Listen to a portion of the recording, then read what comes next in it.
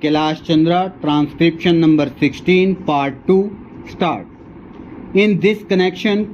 I am also happy to hear what the Defence Minister said yesterday in one of his public meetings, namely,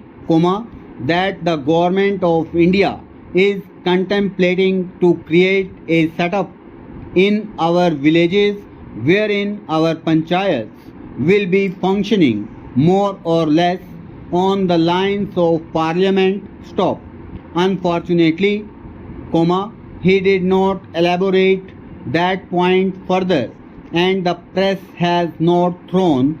any more light on what that exactly means. But if it means that the panchayats will be in charge of the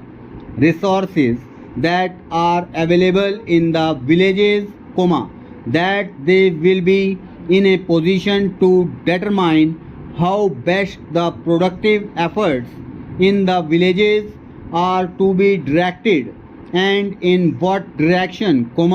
determine what targets are to be achieved, and when the production is there and there is a surplus to be exchanged with other centers in the country, that the panchayats will have their say in the matter, on what terms this surplus will be exchanged with other centers in the country, then I think a very valuable step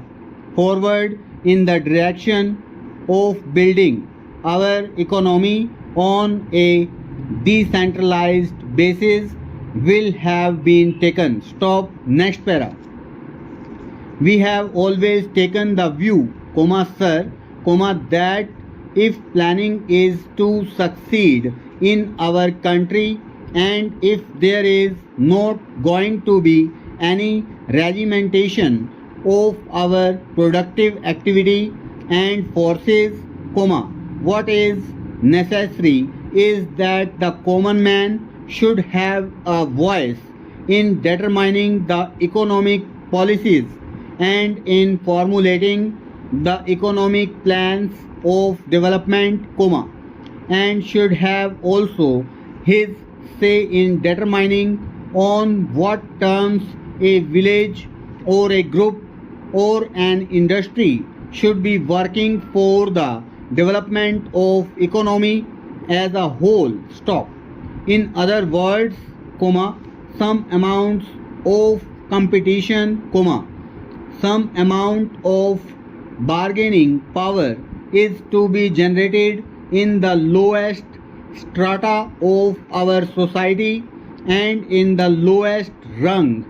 of our economy, so that, with the help of that bargaining power, under the overall influence and policy of the planning commission, it may be possible for us to develop our economy in a manner which satisfies both the interests and the requirements of the nation as well as the aspirations of the people.